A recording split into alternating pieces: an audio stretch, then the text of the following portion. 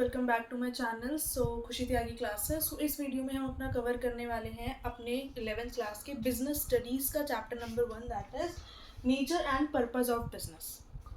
ठीक है, तो बेसिकली ये जो चैप्टर है हमारे बिजनेस स्टडीज़ का सब्जेक्ट यहाँ पर हम स्टार्ट कर रहे हैं। बिजनेस स्टडीज़ इज़ समथिंग जिसमें कि आप सब पढ़ेंगे everything which is related to business की बिजनेस। जब आप कोई भी इंसान बिजनेस करता है तो उसमें वो क्या क्या चीज़ें होता क्या है, फीचर्स क्या होते हैं बिजनेस के, क्या क्या चीज़ों का ध्यान देना होता है, ऑल थिंग्स अबाउट बिजनेस। ठीक है, एंड उसी बिजनेस के बारे में फिर हम अकाउंट्स में डील करते हैं। ठीक है, तो हम जो ये चैप्टर कवर करेंगे ये मैं पढ़ाऊंगी सुभाष दे की बुक से। ठीक है, तो हर एक चीज़ आपको, हर एक कंसेप्ट एंड टॉपिक उसी बुक से आपको सब कुछ मैच्ड मिलेंगे, सारी डेफिनेशन सब कुछ उसी बुक की होंगी। लेकिन फिर भी अगर आपको कोई भी लिंक चाहिए चैप्टर की या फिर पीडीएफ या नोट्स का या फिर बुक की पीडीएफ का, then you can comment me down. ठीक है, तो विदाउट वेस्टिंग टाइम स्टार्ट करते हैं अपना चैप्टर। ठीक है, तो सबसे पहले मैंने यहाँ पर डेफिनेशन लिख दी है कि बिजनेस क्या होता है। देखिए, हम पहला चैप्टर स्टार्ट कर रहे हैं अपने बिजनेस स्टडीज़ का, तो सबसे पहले हमें मतलब पता होना चाहिए कि बिजनेस होता क्या है। तो मैंने यहाँ पर एक अच्छे से पूरे डेफिनेशन यहाँ पर लिख दी है कि business is defined as an economic activity जिसमें कि आप सेल कर रहे हो, परचेज करते हो, प्रोडक्शन करते हो, किसका, गुड्स या सर्विसेज का। एंड आप ये सब क्यों करते हो? ताकि आप मनी अर्न कर पाओ टू सेटिस्फाई योर नीड्स। ठीक है, सेटिस्फाई ह्यूमन नीड्स, तो that is termed as business. ठीक है, उसके बाद जो पर्पस होता है बिजनेस करने का, that is to earn money. Business जो किया जाता है वो सबसे मेन मोटिव होता है मनी। ठीक है, मनी अर्न करने के लिए हर कोई काम करता है, बिना पैसे के कोई भी काम इंसान नहीं करना चाहता। देन थर्ड पॉइंट इज जो ऑर्गेनाइजेशन। अब जो भी ऑर्गेनाइजेशन है जो कि बिजनेस करती हैं, ठीक है, उन ऑर्गेनाइजेशंस को बिजनेस फर्म्स, बिजनेस ऑर्गेनाइजेशंस या फिर उनको फर्म्स कहा जाता है, जो कि बहुत सारे फंक्शंस करती हैं अपने बिजनेस के विद इन, जैसे कि फाइनेंसिंग करती हैं वो, देन वो मार्केटिंग करती हैं, देन मैनेजमेंट भी करती हैं, अपने ह्यूमन रिसोर्सेज का प्रोडक्शन भी करती हैं, बहुत सारे फंक्शंस वो विद इन अपने विद इन द ऑर्गेनाइजेशंस करती हैं। तो ये छोटा सा इंट्रोडक्शन था, that is what is business. So you can take the screenshot. अब हम जो बिजनेस में हमारा ये जो टर्म आया है, दैट इज इकोनॉमिक एक्टिविटी। ठीक है, business is defined as an economic activity. हमें मतलब तो पता चल गया कि बिजनेस में आप कोई ना कोई काम करेंगे जिससे आपको पैसा मिलेगा। लेकिन ये जो वर्ड है ना इकोनॉमिक एक्टिविटी, ये सिंपल नहीं है। क्यों?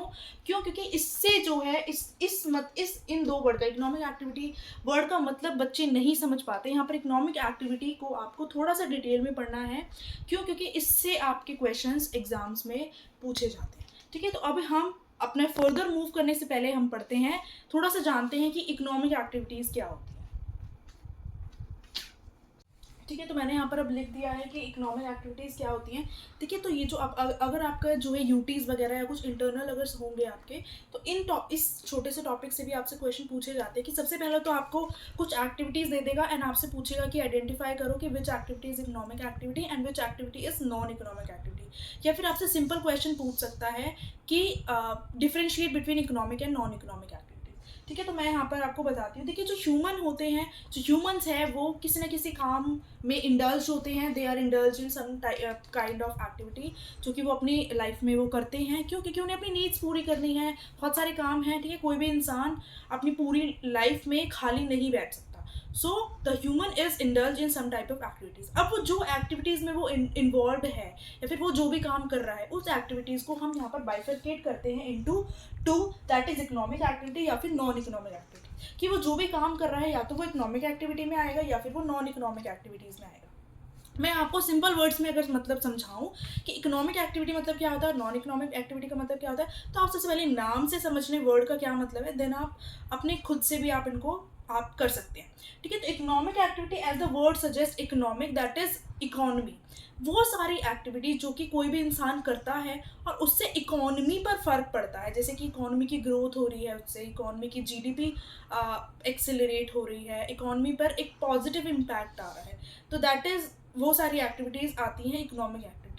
बट वो सारी एक्टिविटीज़ जो कि आप नॉर्मली इंसान छोटी मोटी एक्टिविटीज़ जो कर रहा है, उससे इकोनॉमी पर कोई फ़र्क नहीं पड़ रहा, उससे इकोनॉमी की ग्रोथ पर, इकोनॉमी की जीडीपी पर या फिर कुछ भी पॉजिटिव इम्पैक्ट इकोनॉमी पर नहीं आ रहा। वो कोई भी इंसान सिर्फ या फिर लव में या फिर सिंपथी में या फिर अपने रिलेशंस के लिए या फिर पेट्रियाटिज्म, रिलीजियस, किसी भी और फैक्टर की वजह से जब इंसान कोई वो काम करता है, वो सारी एक्टिविटीज़ आती है हमारी नॉन इकोनॉमिक एक्टिविटीज। तो मैंने यहाँ पर छोटा सा लिख दिया, that is economic activities are the activities are done with the motive to earn money.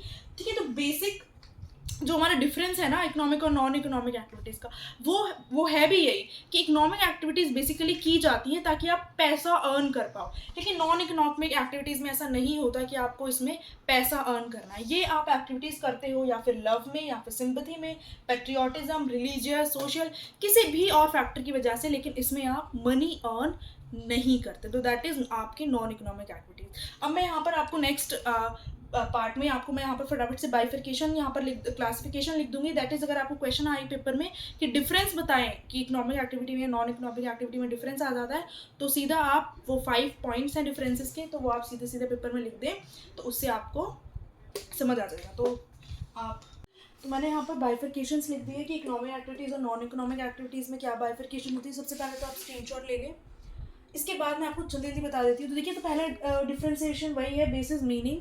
ठीक है, तो इकोनॉमिक एक्टिविटीज़ आपकी की जाती हैं तो ऑन लाइवलीहुड, और नॉन इकोनॉमिक एक्टिविटीज़ की जाती हैं for your love, sympathy, patriotism etcetera. Second is purpose और मोटिव। ठीक है, तो इकोनॉमिक एक्टिविटीज़ क्यों की जाती है? सेम, मनी अर्न करने के लिए या फिर वेल्थ क्रिएट करने के लिए। लेकिन नॉन इकोनॉमिक एक्टिविटीज़ की जाती हैं आपकी social, emotional and psychological needs को सेटिस्फाई करने के लिए। Third is outcomes. अब इकोनॉमिक एक्टिविटीज़ से क्या आपको आउटकम्स मिलता है? आउटकम क्या होते हैं? तो देखिए, इकोनॉमिक एक्टिविटी से या तो प्रोडक्शन होता है, इकोनॉमी में डिस्ट्रीब्यूशन होता है, कंजप्शन होता है। ठीक है, तो इनकी वजह से आपका इकोनॉमी की जीडीपी पर फर्क पड़ता है। लेकिन नॉन इकोनॉमिक एक्टिविटीज से क्या आउटकम मिलता है आपको? सेटिस्फैक्शन, दैट इज मेंटल और psychological satisfaction. Then types. Economic activities को अभी हम 3 टाइप्स में बाइफरकेट करते हैं, जिनको अभी हम डिटेल में आगे चैप्टर में पढ़ेंगे। That is again very important part of the chapter, इसको आपको बिल्कुल स्किप नहीं करना, ये अगेन इंपॉर्टेंट पार्ट है, इससे बहुत बार क्वेश्चंस पूछे जाते हैं। ठीक है, तो इकोनॉमिक एक्टिविटीज़ को 3 टाइप्स में बाइफरकेट किया है, बिजनेस, प्रोफेशंस और एम्प्लॉयमेंट। मतलब या तो आप बिजनेस कर रहे हैं, उससे आप पैसा कमा रहे हैं, या फिर आप किसी प्रोफेशन में हैं। प्रोफेशन मतलब आप कोई डॉक्टर हैं, टीचर हैं, साइंटिस्ट हैं, ठीक है, तो आप उसके थ्रू अर्न कर रहे हैं मनी। या फिर एम्प्लॉयमेंट मतलब आप कोई नॉर्मल जॉब कर रहे हैं, आप उसके थ्रू पैसा अर्न कर रहे हैं। लेकिन नॉन इकोनॉमिक एक्टिविटीज़ क्या होती हैं कि religious, social, parental and then patriotism. ठीक है, तो ये सब सारी एक्टिविटीज़ आपकी जो भी आप करते हो वो आपकी नॉन इकोनॉमिक एक्टिविटीज़ में आती है। इसको अगर मैं आपको एग्जांपल की हेल्प से समझाऊं, देखिए मैंने यहाँ पर एग्जांपल लिया है कि इकोनॉमिक एक्टिविटी मतलब कि आपको पैसा अर्न करना है, पैसा अर्न कर रहे हो आप उसमें। जैसे कि एग्जांपल के लिए a worker working in a factory. ठीक है, जो वर्कर कोई भी फैक्ट्री में काम कर रहा है तो वो काम कर रहा है तो उसको उसके बदले में पैसे मिल रहे हैं। ठीक है, नॉन इकोनॉमिक एक्टिविटी में होता है जैसे कि house wife cooking food for her family. कोई भी हाउस वाइफ है जो अपने घर के लिए खाना बना रही है, तो उससे इकोनॉमी की ग्रोथ पर, जीडीपी पर कोई फर्क नहीं पड़ रहा और ना उसको उसके काम के बदले कोई पैसा मिल रहा है। तो वो ऐसी सारी एक्टिविटीज़ आती हैं नॉन इकोनॉमिक एक्टिविटीज़ में। अब देखिए, जब आपको पेपर में क्वेश्चन आएगा ना कि आप इकोनॉमिक, आपको कुछ एक्टिविटीज़ दे देगा और आपको बोलेगा कि पहचानो, आइडेंटिफाई करो कि वेदर ये एक्टिविटी इकोनॉमिक एक्टिविटी है या फिर ये नॉन इकोनॉमिक एक्टिविटी है। तो आपको दिमाग में सिर्फ क्या रखना है, जब आप उस एक्टिविटी को पढ़ोगे एग्जाम्पल में, तो सिर्फ आपको उसको ध्यान में रखना है कि वो एक्टिविटी किस मोटिव से करी जा रही है। ठीक है, तो मेन आपको आइडेंटिफाई करने के लिए अपने दिमाग में रखना है कि what is the motive to perform that activity. जैसे कि मैं आपको एग्जाम्पल के थ्रू समझाती हूँ। देखिए, जैसे कि एग्जाम्पल के लिए मान लेते हैं, if a teacher is teaching in a school and she is earning salary, तो वो इकोनॉमिक एक्टिविटी में आती है। क्यों? क्योंकि वो पैसा अर्न कर रही है और उससे इकोनॉमी की जीडीपी पर भी फर्क पड़ रहा है। ठीक है, लेकिन same teacher, if the same teacher is teaching his और हर चिल्ड्रंस, ठीक है, अपने बेटा बेटी या किसी को भी वो पढ़ा रही हैं, तो that is a non economic activity. क्यों? क्योंकि उससे कोई भी मनी जो है क्रिएट नहीं हो रही, उसमें उसको कोई पैसा नहीं मिल रहा और ना उससे जीडीपी में भी कोई फर्क पड़ रहा। ठीक है, सेम एक और एग्जांपल आपको देती हूँ। इफ़ अ हाउस वाइफ, ठीक है, अगर वो खाना बनाती है अपनी फैमिली के लिए, if a house wife is cooking food for her family, then that activity is termed as non-economic activity. But the same housewife is running a restaurant and she is serving to the customers. ठीक है, then उस activity को हम कहते हैं economic activity. क्यों? क्योंकि उसमें वो पैसा अर्न कर रही है। ठीक है, तो आपको आइडेंटिफाई करने में क्या करना है, आपको देखना है कि वो जो एक्टिविटी है वो किस मोटिव से करी जा रही है, बस आपको मोटिव देखना है, वो आपको बहुत ईजिली समझ में आ जाएगा पढ़ के, and then you can classify that the activity is economic और नॉन इकोनॉमिक। ठीक है, तो ये हो गया आपका। अब हम अपने नेक्स्ट टॉपिक पर चलते हैं, that is what are the features of business. तो मैंने यहाँ पर लिख दिए हैं कि बिजनेस के फीचर्स क्या होते हैं। तो टोटल 7 पॉइंट्स हैं। मैंने यहाँ पर पॉइंट्स के नाम लिखे हैं, बट मैं इनको भी थोड़ा सा एक्सप्लेन करूँगी। तो जो मैं एक्सप्लेन करूँगी तो मैं आपको मेन पॉइंट्स बताऊँगी, वो मेन पॉइंट्स आप वीडियो के साथ साथ अपनी नोटबुक में लिख सकते हैं। तो सबसे पहला तो वही है कि बिजनेस का first point is an economic activity. Business एक इकोनॉमिक एक्टिविटी होती है, क्योंकि हमने इसकी डेफिनेशन में भी देखा। अब इकोनॉमिक एक्टिविटी, आप किसी एक्टिविटी को जब बोलोगे जब 3 कंडीशंस होती हैं, अगर वो 3 कंडीशंस फुलफिल हो रही है तो पहला तो कि वो जो काम किया जा रहा है, जो वो एक्टिविटी की जा रही है, वो मनी अर्न करने के मोटिव से की जा रही है, उसमें लव, अफेक्शन, सिंपैथी, इन सब चीज़ों के लिए कोई भी प्लेस नहीं है। दूसरा, उस इकोनॉमिक एक्टिविटी में या तो सेल हो रही है, परचेज हो रही है, मतलब एक्सचेंज हो रहा हो गुड्स और सर्विसेज का, देन आप उसको इकोनॉमिक एक्टिविटी कहेंगे। एंड थर्ड, जितने भी हमारे स्कैर्स रिसोर्सेज होते हैं, जैसे कि लैंड, लेबर, कैपिटल, ये सब चीज़ों का आप यूज़ कर रहे हैं, देन ही आप उस एक्टिविटी को इकोनॉमिक एक्टिविटी कहेंगे।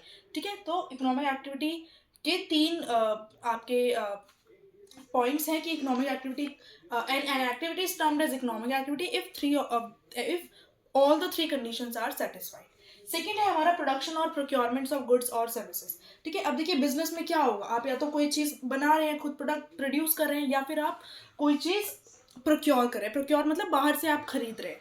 ठीक है, तो आप प्रोडक्शन मतलब कि आप pen, paper, sugar, furniture, machinery, कोई भी चीज़ खुद से बना रहे हैं, या फिर प्रोक्योर में मतलब आप दूसरे प्रोड्यूसर से उस चीज़ को मतलब उस चीज़ को खरीद रहे हैं, परचेज कर रहे हैं।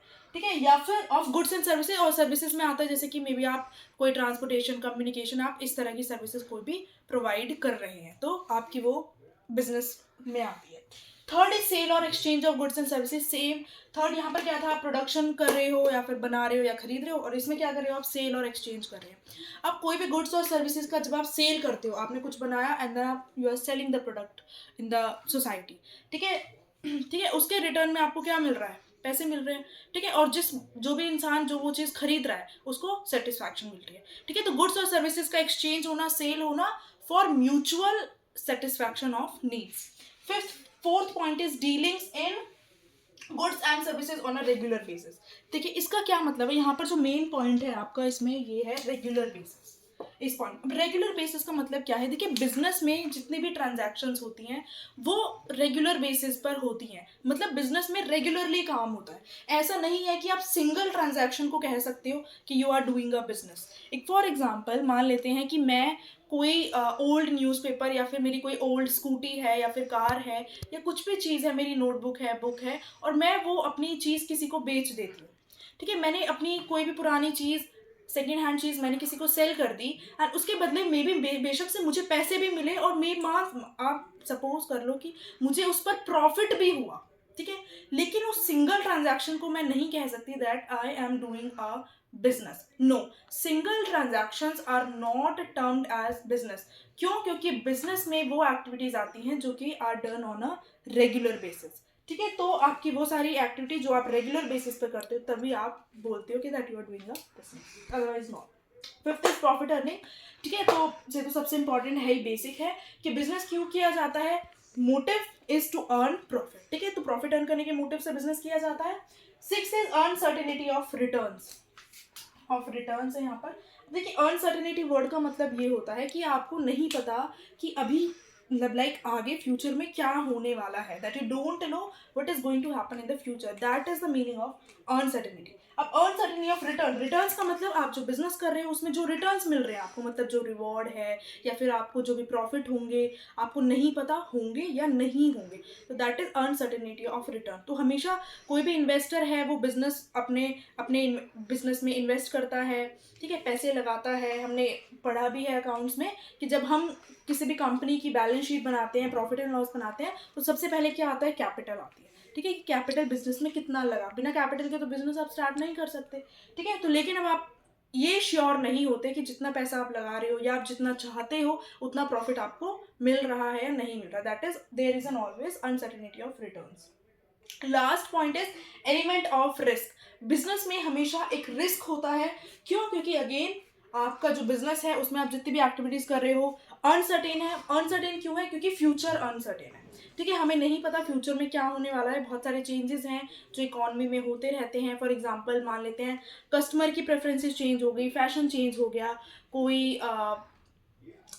कुछ भी चीज़ हो गई, जैसे कि मान लेते हैं थेफ्ट हो गया, फायर हो गई आपके कंपनी में, कुछ भी ऐसी चीज़ जिसकी वजह से आपके बिजनेस को लॉस हुआ, that is element of risk. मतलब कि बिजनेस में हमेशा लॉस की पॉसिबिलिटी होती है। अकाउंट्स में भी ये प्रिंसिपल है दैट कि आपको हमेशा प्रॉफिट के लिए तैयार नहीं रहना, हमेशा जो भी बिजनेसमैन है उसको लॉस के लिए भी हमेशा रेडी रहना चाहिए कि लॉस भी हो सकता है। तो ये सारे फीचर्स हैं कि बिजनेस हमारा क्या होता है। ठीक है, तो इनको आप फटाफट से स्क्रीनशॉट ले लो।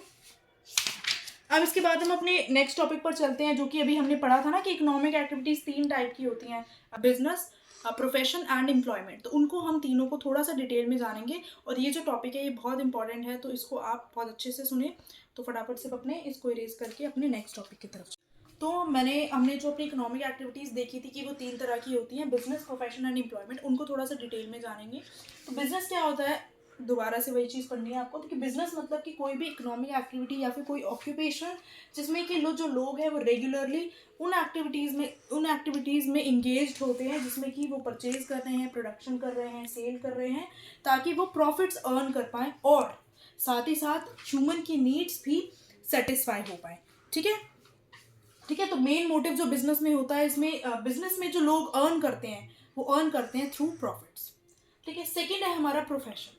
प्रोफेशन क्या है हमारा? प्रोफेशन में आता है कि वो सारी इकोनॉमिक एक्टिविटीज जिसमें कि कोई स्पेशल स्किल, स्पेशल नॉलेज की ज़रूरत होती है, उन चीज़ों उनको उस ऑक्यूपेशन में, तो उसको हम कहते हैं प्रोफेशन। फॉर एग्जाम्पल के लिए मान लेते हैं डॉक्टर। ठीक है, तो अब कोई भी डॉक्टर तो नहीं होता। ठीक है, तो डॉक्टर बनने के लिए आपको कुछ special skill, special knowledge, special degree उसकी ज़रूरत होती है। तो उन सारी चीज़ों को हम कहते हैं प्रोफेशन। ठीक है, अब हर एक प्रोफेशन को कोई प्रोफेशनल बॉडी होती है जो उस प्रोफेशन को रेगुलेट करती है, एंड वही बॉडी कुछ गाइडलाइंस, कुछ रूल्स देती है जो कि उस इंसान को जो उस प्रोफेशन में है उसको वो सारे रूल्स और गाइडलाइंस को फॉलो करना पड़ता है। और जो भी पर्सन जो उस प्रोफेशन में इंडल्ज है उस पर्सन को हम कहते हैं प्रोफेशनल्स। ठीक है, तो मैं आपको इसका एग्जांपल देती हूँ। एग्जांपल के लिए तो मान लेते हैं हम कि प्रोफेशन है मेडिकल। ठीक है, फॉर एग्जांपल के लिए मान लेते हैं हमारा जो प्रोफेशन है वो है मेडिकल। ठीक है, कोई इंसान मेडिकल फील्ड में है। ठीक है, अब जो मेडिकल फील्ड में है प्रोफेशनल, उसको हम क्या कहते हैं? डॉक्टर कहते हैं। ठीक है, और कौन सी प्रोफेशनल बॉडीज होती है जो इसको रेगुलेट करती है? ठीक है, प्रोफेशनल बॉडीज वो होती है हमारी मेडिकल काउंसिल ऑफ इंडिया। ठीक है, तो इस तरीके से आप ये 3 हेडिंग डाल के profession, professional and professional body आप डाल सकते हैं, medical, doctor and medical council of India. ठीक है, तो ये होता है हमारा प्रोफेशन। तो अब हम अपना नेक्स्ट थर्ड पार्ट को जान लेते हैं, एम्प्लॉयमेंट क्या होती है। तो मैंने यहाँ पर अपना थर्ड टाइप लिख दिया है, दैट इज एम्प्लॉयमेंट। तो एम्प्लॉयमेंट का मतलब क्या होता है? कोई भी ऐसा काम जो कि आप ऑक्यूपेशन जिसमें आप जो लोग हैं वो किसी दूसरे के लिए काम करते हैं और उसके बदले उन्हें रेम्यूनरेशन मिलता है। Remuneration in the form of wages और सैलरीज, उसको कहा जाता है एम्प्लॉयमेंट। ठीक है, एग्जाम्पल एम्प्लॉयमेंट का दैट कि बैंक एम्प्लॉयज़ बैंक में काम कर रहे हैं और उसके बदले उनको सैलरी मिल रही है। कोई भी वर्कर जो फैक्ट्री में काम कर रहा है और उसके बदले उसको क्या कहते हैं, उसको वेजेस मिल रहे हैं। ठीक है, तो ये आता है हमारा एम्प्लॉयमेंट। तो ये बेसिक था कि मतलब तीनों का क्या होता है। अब पेपर में सेम आपसे क्वेश्चन पूछ सकता है कि एम्प्लॉयमेंट, प्रोफेशन एंड बिजनेस, इन तीनों में आपसे डिफरेंस पूछ सकता है, किसी 2 में डिफरेंस पूछ सकता है, या फिर सेम आपको कुछ एक्टिविटीज़ दे देगा एंड फिर आपको बोलेगा कि आइडेंटिफाई करो ये बिजनेस है, प्रोफेशन है या फिर एम्प्लॉयमेंट है। तो ये बहुत कम चांसेस है ऐसा हो, बट डिफरेंस या इससे रिलेटेड कुछ ना कुछ क्वेश्चन पेपर में आता है, ये टॉपिक इंपॉर्टेंट है। ठीक है, तो आपको इन तीनों का डिफरेंस ज़रूर पेपर में पढ़ के जाना है। मैं बता रही थी जैसे कि एग्जाम पॉइंट ऑफ व्यू से इन तीनों के डिफरेंस बहुत इंपॉर्टेंट है, तो मैंने यहाँ पर आपको डिफरेंस भी लिख दिया है। तो टोटल 9 पॉइंट्स हैं इन तीनों के डिफरेंस के, जिसमें अभी 5 लिखे हैं। अगली स्लाइड में हम बाकी के 4 डिस्कस करेंगे। तो सबसे पहला बेसिस है मोड ऑफ एस्टैब्लिशमेंट, कि आप किस बेसिस पर हम बोलते हैं कि हमारा ये हुआ, जिसमें कि बिजनेस में क्या है, एंटरप्रेन्योर डिसीजन। ठीक है, जब एंटरप्रेन्योर चाहेगा कि वो बिजनेस बनाना चाहता है तो बिजनेस सेटअप होगा। Then membership of a professional body, जो भी इंसान किसी प्रोफेशन में जाता है तो उसको जब उस प्रोफेशन का कोई एक प्रॉपर एक मेंबरशिप मिल जाती है, that now you are eligible, तब वो उसमें आपका प्रोफेशन में एलिजिबल हो जाता है। फॉर एग्जांपल के लिए मान लेते हैं कि that for becoming a professor आपको एलिजिबिलिटी है कि आपको नेट का एग्जाम क्लियर चाहिए। ठीक है, तो जो आपका नेट क्लियर हो जाता है, then you got the membership, that you are now eligible for assistant professor. Third is employment के लिए क्या होता है, when you will get appointment letter. ठीक है, तो that is your mode of establishment. Second is nature of work. अब काम कैसा होता है, देखिए बिजनेस में providing goods and services to public. Business में अगर आप किसी भी चीज़ का बिजनेस कर रहे हो, मतलब आप पब्लिक को कुछ ना कुछ गुड्स या सर्विसेज प्रोवाइड कर रहे हो। प्रोफेशन में आप क्या कर रहे हो, अपनी प्रोफेशनल और कुछ एक्सपर्ट नॉलेज, एक्सपर्ट सर्विसेज आप पब्लिक को प्रोवाइड कर रहे हो। अनएम्प्लॉयमेंट में क्या होता है, आप वो काम कर रहे हो जो कि आपके एम्प्लॉयर ने आपको कहा है या फिर जो भी आपके कॉन्ट्रैक्ट में था उसके अकॉर्डिंग आप काम कर रहे हो। Third is qualification. ठीक है, मतलब आपकी क्या क्वालिफिकेशन है तीनों के लिए। तो देखिए बिजनेस के लिए तो नो मिनिमम क्वालिफिकेशन, मेरा मन है, मेरे पास पैसा है, मैं अपना बिजनेस स्टार्ट कर सकती हूँ। प्रोफेशन में expertise and training is must. लेकिन प्रोफेशन में क्या है, आपको एक्सपर्ट क्वालिफिकेशन चाहिए और आपको बहुत सारी नॉलेज चाहिए, स्किल्स चाहिए, वो सबसे ज़्यादा इंपॉर्टेंट है। अनएम्प्लॉयमेंट में क्या है, क्वालिफिकेशन एज पर एम्प्लॉयर कॉन्ट्रैक्ट। ठीक है, अब जो एम्प्लॉयर है जो कि हायर कर रहा है लोगों को जॉब के लिए, तो पहले से ही बता देता है कि भाई उसे इस पर्सन में ये सारी क्वालिफिकेशन चाहिए, तो इसमें आपको जो क्वालिफिकेशन है वो चाहिए जो कि आपके एम्प्लॉयर कॉन्ट्रैक्ट में लिखी हुई है। फोर्थ इज रिटर्न, कि आपको क्या क्या रिटर्न मिलते हैं तीनों में। तो देखिए बिजनेस में जो रिटर्न होता है वो प्रॉफिट होता है। जितना पैसा मैं लगा रही हूँ उतना ही पैसा अगर मेरे को मिल जा रहा है तो इसका मतलब मैं कुछ अर्न नहीं कर रही। लेकिन मैं 5 रुपये खर्च कर रही हूँ और मैं 6 रुपये अर्न कर रही हूँ, that is 1 rupee is my profit. ठीक है, तो जो प्रॉफिट अर्न करते हैं वो हमारा बिजनेस में रिटर्न होता है। प्रोफेशन में प्रोफेशनल फीस, ठीक है, जो भी आप अपनी प्रोफेशन आप दे रहे हो लोगों को, जो भी आप सर्विस दे रहे हो उसकी आपने जो भी फीस रखी है, दैट अगर आप डॉक्टर हो, आपका कोई क्लिनिक है, तो आपने अपने क्लिनिक में जो है 200 चार्जेस लिखे हैं वन टाइम के, 300 चार्जेस हैं या आपके 100 रुपीज़ चार्जेस हैं, जो भी आपकी प्रोफेशनल फीस है वो आपका रिटर्न होता है। अनएम्प्लॉयमेंट में आप काम कर रहे हो, उसके बदले आपको जो सैलरी या फिर आपको वेजेस मिल रहे हैं वो आपका रिटर्न होता है। फिफ्थ इज कैपिटल इन्वेस्टमेंट, की तीनों में कैपिटल इन्वेस्टमेंट कितनी चाहिए। देखिए बिजनेस में बात करें तो बिजनेस तो स्टार्ट ही जब होता है जब आप उसमें कैपिटल इन्वेस्ट करोगे, लेकिन कैपिटल भी कितना चाहिए वो डिपेंड करता है कि आपका बिजनेस किस तरह का है और आपका बिजनेस कितना बड़ा है, that is size and nature. आपका बिजनेस छोटा होगा तो कंपैरेटिवली आपको जो कैपिटल है वो कम चाहिए होगी, एंड अगर आपका बिजनेस बड़ा होगा तो आपको ज़्यादा कैपिटल चाहिए होगी। ठीक है, प्रोफेशन में लिमिटेड कैपिटल, आपको बहुत कम कैपिटल चाहिए। ठीक है, आप जो भी पढ़ाई कर रहे हैं आपकी उस प्रोफेशनल, आपको जब तक नॉलेज, आपकी पढ़ाई पूरी हुई है वहाँ तक आपको जितना भी खर्च पैसा हुआ उतना ही आपको कैपिटल चाहिए, दैट इज लिमिटेड कैपिटल। और एम्प्लॉयमेंट में नो कैपिटल, आपको कोई कैपिटल की ज़रूरत एम्प्लॉयमेंट में नहीं होती। ठीक है, आपके पास स्किल्स हैं, एम्प्लॉयर चाहता है आपके अंदर ये स्किल हो और आप उसके लिए वो काम कर दीजिए, तो इसमें नो कैपिटल रिक्वायर्ड। ठीक है, अब हम अपना डिस्कस करते हैं अगले 4 पॉइंट्स। अब मैंने यहाँ पर बचे हुए अपने डिफरेंस के पॉइंट लिख दिए हैं। तो हमारा 6 जो डिफरेंस का पॉइंट है वो है रिस्क, कि कितना कितना रिस्क होता है तीनों में। तो देखिए बिजनेस में रिस्क होता है, क्यों, क्योंकि प्रॉफिट अनसर्टेन होती है, आपको नहीं पता कि आपको आने वाले टाइम में प्रॉफिट होगा या नहीं होगा। प्रोफेशन में कुछ ही रिस्क होता है, क्यों, क्योंकि आपके प्रोफेशन की जो भी जनरली आपने फीस रखी है या जो भी आपकी सैलरी है वो रेगुलर होती है। एंड एम्प्लॉयमेंट में कोई रिस्क नहीं होता, क्योंकि आप किसी के लिए काम कर रहे हो, तो जब तक आप काम करोगे उतना आपको जो भी आपकी सैलरी फिक्स्ड है वो आपको मिलेगी ही मिलेगी। 7th is transfer of interest, कि ये तीनों में पॉसिबल है या नहीं है। तो देखिए मेरा बिजनेस है, मैं चाहूँ तो मैं किसी और को वो बिजनेस दे सकती हूँ विद सम फॉर्मेलिटीज। ठीक है, तो बिजनेस में ट्रांसफर इज पॉसिबल। प्रोफेशन में ट्रांसफ़र पॉसिबल नहीं है, क्यों, क्योंकि अगर मैं डॉक्टर हूँ तो मैं अपनी डिग्री किसी और को नहीं दे सकती, या फिर मैं ये नहीं कह सकती कि मेरी जगह ये एज अ डॉक्टर काम करेगा। ठीक है, तो प्रोफेशन में जो है ट्रांसफ़र पॉसिबल नहीं है। And same in employment not possible. अगर मैं कोई काम कर रही हूँ, उस काम को करने की स्किल मेरे अंदर है, तो मैं अपनी स्किल या मैं अपनी जॉब किसी और को नहीं दूँगी। Eight is code of conduct, कि तीनों में क्या कोड ऑफ कंडक्ट फॉलो करना पड़ता है। तो देखिए बिजनेस में कोई कोड ऑफ कंडक्ट आपको फॉलो नहीं करना होता, आपकी अपनी मर्जी है कि आप अपनी कंपनी को किस तरीके से चलाओ, उसमें आप क्या रूल्स और रेगुलेशन फॉलो करना चाहते हो, रखना चाहते हो, तो it depends on your choice. Profession में कुछ प्रोफेशनल कोड ऑफ कंडक्ट होते हैं जो कि हर प्रोफेशनल को फॉलो करने पड़ते हैं। अनएम्प्लॉयमेंट में कुछ नॉर्म्स ऑफ बिहेवियर होते हैं जो कि जो एम्प्लॉयर है वो बताता है कि आपको ये रूल्स एंड रेगुलेशन, अगर आप काम कर रहे हो मेरी कंपनी में तो आपको ये सारे रूल्स एंड रेगुलेशन फॉलो करने हैं, तो इसमें आपको कुछ नॉर्म्स ऑफ बिहेवियर इसमें फॉलो करने पड़ते हैं।